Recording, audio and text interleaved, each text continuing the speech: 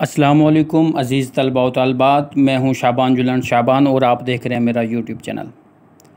عزیز طلباء، کافی سارے اسٹوڈنٹس جو ہیں وہ کمنٹس کر رہے تھے، کچھ نے واٹس ایپ بھی کیا، کچھ کالز کر کے بھی کہہ رہے تھے کہ سر آپ ہمیں جو ہے وہ معروضی کے ساتھ ساتھ انشائی طرز کا پیپر بھی ہمارے ساتھ شیئر کریں، نوٹس ہمارے ساتھ شیئر کریں۔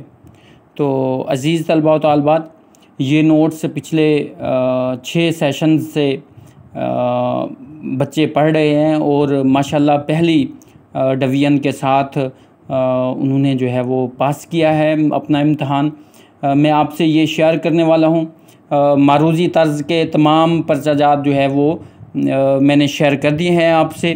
اب جو ہے انشائی طرز کے یعنی 80 نمبرات کا جو پیپر ہے وہ میں آپ سے شیئر کرنے والا ہوں۔ آج ہمارا جو ہے وہ پیپر نمبر 2 یعنی کلاسیکل شاعری کا سب سے پہلا اور اہم سوال جو ہے اس کے نوٹس میں آپ سے شیئر کر رہا ہوں۔ یہ میرے لکھے ہوئے ہیں آسان لفظوں میں اور بالکل جس طرح پیپر میں لکھنا چاہیے ویسا میں نے لکھا ہے۔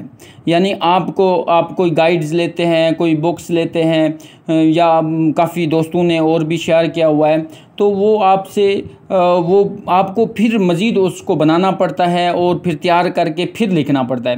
تو یہ جس طریقے سے لکھا ہوا ہے بالکل ایسے کا ایسا آپ پیپر میں اس کو لکھیں تو انتہائی موزوں اور مناسب آپ کا جواب ہو جائے گا اور آپ کو مکمل نمبرات جو ہے وہ بآسانی مل سکتے ہیں۔ تو ہمارا پہلا اور اہم سوال جو ہے وہ کلاسیکل شاعری کے پرچہ نمبر 2 میں جو آتا ہے وہ یہی ہے، کیا ولی محمد دکنی اردو غزل کے بابا آدم ہیں؟ بحث کیجئے۔ تو اس کا جواب آپ جس طریقے سے میں بتا رہا ہوں ویسے کا ویسا ہی آپ لکھیے گا پیپر میں، انشاءاللہ آپ کے فل نمبرات آئیں گے۔ تو عزیز طلباء و طالبات، اس سے قبل اگر آپ میرے چینل پر نئے ہیں تو میرے چینل کو سبسکرائب کر کے گھنٹی کے بٹن کو بھی دبا دیجئے تاکہ اس طرح کی مزید اچھی ویڈیوز جو ہے وہ سب سے پہلے آپ تک پہنچ سکیں۔ تو ہمارا سوال ہے، کیا ولی محمد دکنی اردو غزل کے بابا آدم ہیں؟ بحث کریں۔ تو اس کا جواب سنیے۔ ایک طویل عرصے تک ولی دکنی کو اردو غزل کا پہلا شاعر تسلیم کیا جاتا رہا، لیکن بعد میں تحقیق سے معلوم ہوا کہ ولی سے بہت پہلے غزل کا آغاز حضرت امیر خسرو کر چکے تھے۔ ڈاکٹر وحید قریشی کہتے ہیں کہ آپ اس کو مارکر کے ساتھ اور مڈ میں لکھیے گا، جس طرح انورٹڈ کوماز میں لکھتے ہیں۔ ولی سے پہلے کم از کم غزل کے 2 ادوار گزر چکے تھے۔ ان ادوار کے کچھ شعراء کے نمونے بھی ملتے ہیں۔ پہلا دور حضرت امیر خسرو سے شروع ہوتا ہے جس میں 10 شعراء شامل ہیں۔ تو اسی طرح عزیز طلباء، دوسرا دور حضرت قلی قطب شاہ سے شروع ہو کر میرا ہاشمی تک 14 شاعروں پر مشتمل ہوتا ہے۔ اس کے بعد جو ہے وہ ولی کے معاصرین یعنی ہم عصر جو لوگ ہیں ان کا زمانہ شروع ہوتا ہے۔ اب دیکھیں کہ ولی محمد دکنی سے پہلے تقریباً اردو کے 24 شعراء کرام موجود ہیں۔ اس کے بعد پھر ہم ولی دکنی کو بابا آدم کہتے ہیں، تو کیوں کہتے ہیں ہم ثابت کرتے ہیں۔ محمد حسین آزاد نے ولی دکنی کو اردو غزل کا بابا آدم قرار دیا۔ اگر ہم آزاد کی اس بات کو تسلیم کر لیں تو ولی سے پہلے شاعروں کو کس کھاتے میں ڈالا جائے؟ اگر نہیں مانتے تو ان کی شان میں کیا کمی ہوگی؟ اس حوالے سے ذہن میں آنے والی پہلی بات تو یہ ہے کہ شاید آزاد کے زمانے میں اتنی پختہ تحقیق نہیں ہوئی تھی۔ آزاد کو قطعی یہ بات معلوم نہ ہو سکی کہ ولی سے پہلے بھی غزل کہنے والے موجود تھے۔ جدید تحقیق میں آزاد کی تحقیق کو غلط بھی ثابت کیا جا رہا ہے۔ نئے دور کی نئی تحقیقات۔ بہرحال ہم ولی دکنی کو بابا آدم کیوں مانتے ہیں؟ سر جو ہے وہ بناتے ہیں۔ اردو غزل کا آغاز ولی دکنی سے بہت پہلے ہو چکا تھا۔ حضرت قلی قطب پہلے صاحب دیوان شاعر موجود تھے۔ ایسے کیا محرکات تھے، کون سی وجوہات تھیں جن کی بنیاد پر ولی کو اردو غزل کا بابا آدم کہا جانے لگا۔ عزیز طلباء و طالبات، ولی سے پہلے غزل موجود تھی مگر اتنی پختہ نہ تھی۔ ولی نے اسے ایک خاص شکل عطا کر کے ہمارے سامنے رکھا، اس لیے اردو غزل کا بابا آدم کہا جاتا ہے۔ ولی کو بابا آدم کہہ کر اولیت کا تاج ان کے سر رکھ سکتے ہیں کہ انہوں نے شاعری کی روایات ترتیب دیں۔ نہ صرف زبان بلکہ مضامین کی جدت ان کا کارنامہ ہے۔ شعر دیکھیں، پھر میری خبر لینے وہ صیاد نہ آیا، شاید کہ اسے حال میرا یاد نہ آیا۔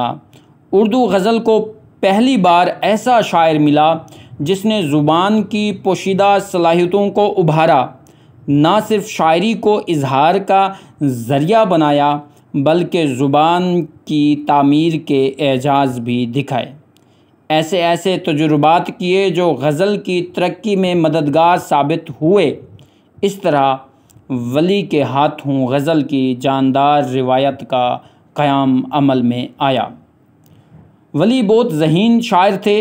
انہوں نے اپنی ذہنی بصیرت کے تحت جائزہ لے کر بھانپ لیا تھا کہ اس وقت مروج زبان اعلیٰ شاعرانہ خیالات کے اظہار کے لیے کافی نہیں ہے۔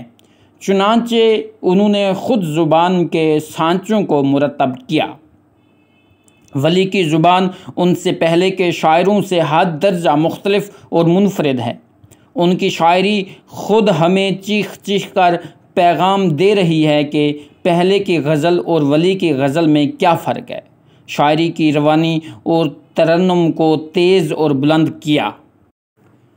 شعر دیکھیں، دیکھنا ہر صبح تجھ رخسار کا، ہے مطالعہ مطلع انوار کا، یاد کرنا ہر گھڑی اس یار کا، ہے وظیفہ مجھ دل بیمار کا۔ ولی نے غزل کو منفرد اور نویکلا انداز عطا کیا۔ ولی سے پہلے غزل موجود تھی مگر اس میں اس طرح کی مضبوطی نہ تھی، اس طرح تشبیہات تلمیحات کا استعمال نہیں ہو رہا تھا۔ وہ محبوب کو ظالم، سریجن، چنچل، ناگن جیسے ناموں سے پکارتا ہے۔ ولی دکنی نے نہ صرف زبان کی تعمیر کی اور اس میں فارسی کے بے بہا الفاظ لکھے، غیر زبان کے الفاظ اس طرح اردو غزل میں پروئے کہ وہ اس زبان کے ہو کر رہ گئے۔ ولی نے غزل کے موضوعات میں بیش بہا اضافہ کیا اور غزل کو منفرد کیا۔ ولی نے غزل کی ہیئت متعین کی، غزل کا امتزاج مقرر کیا۔ عزیز طلباء و طالبات، ولی کی شاعری کے 4 نہایت اہم پہلو ہیں: تاریخی، لسانی، فنی اور جمالیاتی۔ تاریخی لحاظ سے وہ اس وجہ سے اہم ہے کہ ان کے زیر اثر شمالی ہند میں جدید شاعری کا آغاز ہوا اور آہستہ آہستہ وہی اسلوب ملک بھر میں چھا گیا۔ اس لیے مولانا محمد حسین آزاد کی روح سے اسے یا ان کو اردو شاعری کا بابا آدم کہا جائے تو بے جا نہ ہوگا۔ ولی کے بارے میں میر تقی میر کہتے ہیں: خوگر نہیں کچھ یوں ہی ہم ریختہ گوئی کے، خوگر نہیں کچھ یوں ہی ہم ریختہ گوئی کے، معشوق جو تھا اپنا باشندہ دکن کا تھا۔